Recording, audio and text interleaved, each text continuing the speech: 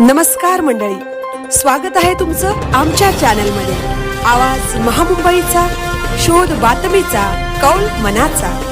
चला तर मग आमचे चॅनल लाईक करा, शेअर करा आणि सबस्क्राइब करा। धन्यवाद।